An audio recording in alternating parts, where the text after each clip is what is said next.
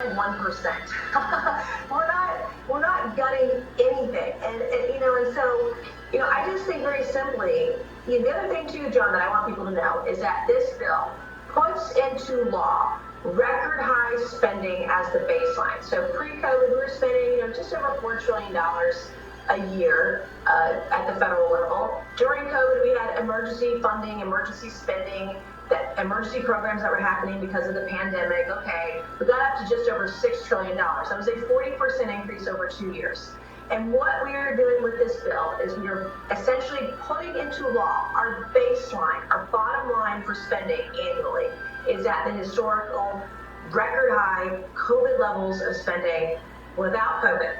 I mean, it's insane to me that they want to pass this bill off as fiscally conservative. It's not at all. And I would encourage my colleagues, if you haven't read the bill, you got a few hours left before we have to vote today, to read the bill to actually see what's in it. We're getting steamrolled here, and you're seeing interviews of progressives talking about how good this deal is for them. This was not a compromise. This was not a consensus. And most of America, if they were able to read the bill, would support it.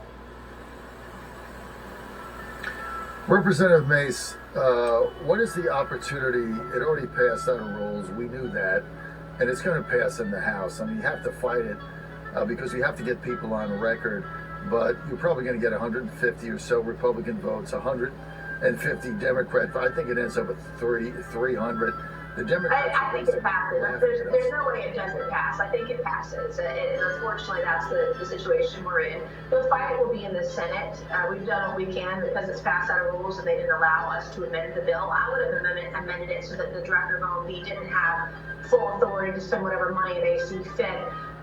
But because we didn't have a chance to amend the bill, it'll get passed. It'll go to the Senate. And you'll see some folks like Rand Paul and Mike Lee and others take up the fight over there. Rand Paul already has a bill that would replace this and actually cut spending.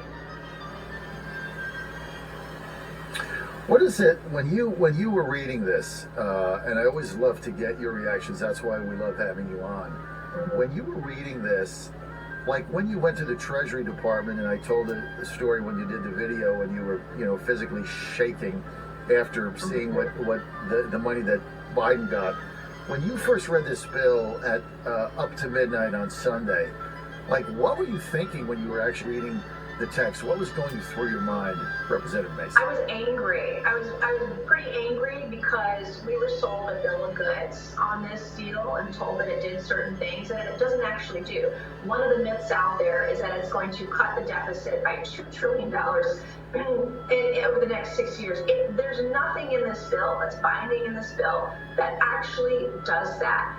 Because the bill is only for the next 2 years. Basically, you have to hope and pray that Republicans keep the House, that they win the Senate and win the White House to keep this thing going. There's nothing binding. There's nothing in here that gets you the $2 trillion deficit that they say we're going to get over the next 6 years, because none of that's in the deal. None of it's in the bill. It's just like gutting the IRS. They say we're going to do this in appropriations, but anything can happen in appropriations.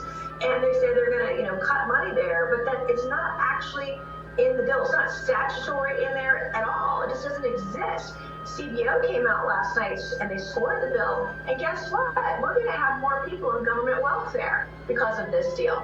I mean, I can't understand why this is happening right now. It's just DC as usual. And Donald Trump and I, we have a love-hate relationship. Sometimes feeling he primaried me last year and we beat him. But Donald Trump would have never let this come to this. He would have sat at the table and he would have negotiated a better deal for Americans. And I sit here and think about my kids and my grandkids and how their future will be squandered because of the massive spending that we're now setting and putting into law on this thing. And I'm not going to support it. And I'm encouraging my colleagues, read the bill, be a no vote, show your fiscal conservative values, show what you care about. You care about American children and grandchildren. You care about the future for everybody, whether you have an R or a D by your name. We want the future to be bright for everybody in this country.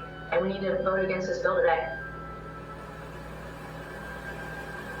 Well, first of all, I just want to point out again, I know you said you have an interesting relationship with the president. It was a great relationship for some time because you were one of the originals, like me, one of the originals on Team Trump. You and I were Let's there pray together the with Portland. goddamn That's when swamp there were doesn't like 8 win. people on the team. Yep. So, you know, I have a very long memory. Fucking Nancy, woke and I motherfucker. remember God those that damn were it. with us at the beginning when I'm we out. were at 1% and everybody